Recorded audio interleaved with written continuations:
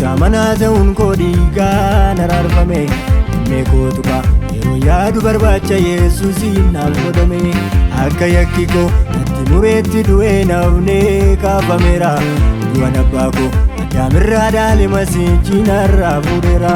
akka yakki koo natti mureetti du'ee nafnee kaafameera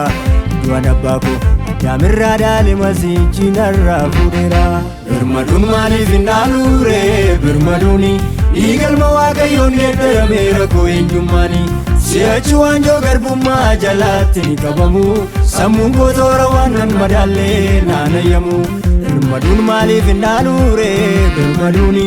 Igalma Waaqayyoon geeddarameera koo eenyummaanii si'achi waanjoo garbummaa jalaatti ni qabamu sammuun koo toora waan nan madaallee naanayyamu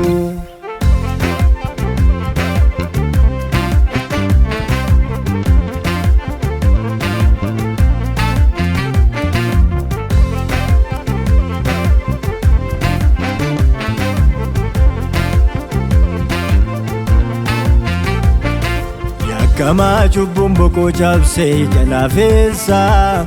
seericharra darbuun ari'ame jannata keessa inni dhufnaan abbaa biraa ergame fayyinaaf gara koo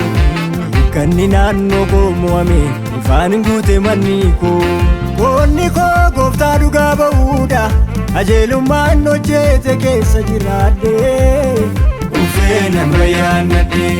Qoonni koo gooftaa dhugaa ba'uudha qajeelummaan hojjete keessa jiraadhee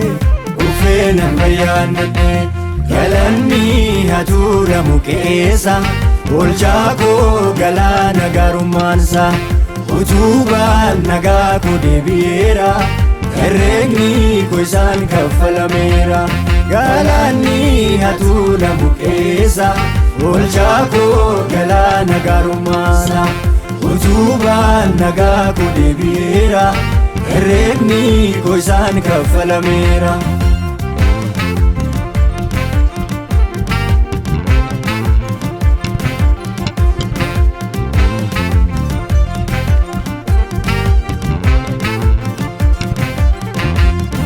Bitaasaa hin adeemu faallaa fedha isaati Maaddii kootti dugda hin gatu tarii araara isaati Bitaasaa hin adeemu faallaa fedha isaati Maaddii kootti dugda hin gatu tarii araara isaati Seerota isaan wallabeen hin barbadu Ofiin sobu yeessoon alaa hin ulfaadhu Cabsee hin okkalcheessu hiika jaalalaa Lubbuuttiin taphatamu dhiigni isaana lolaa Seerota isaan wallabeen hin barbadu Ofiin sobu yeessoon alaa hin ulfaadhu Cabsee hin okkalcheessu hiika jaalalaa Lubbuuttiin taphatamu dhiigni isaana lolaa Galaanni hatuulamu keessa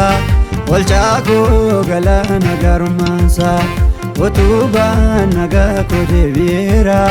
herreegni koo isaan kaffalameera Galanni hatuulamu keessa oolchaa koo galaana gaarummaansa utubaan nagaa koo deebi'eera herreegni koo isaan kaffalameera Galanni hatuulamu keessa oolchaa koo galaana gaarummaansa utubaan nagaa koo deebi'eera herreegni koo isaan kaffalameera Galanni hatuulamu keessa oolchaa koo galaana gaarummaansa utubaan nagaa koo deebi'eera herreegni koo isaan kaffalameera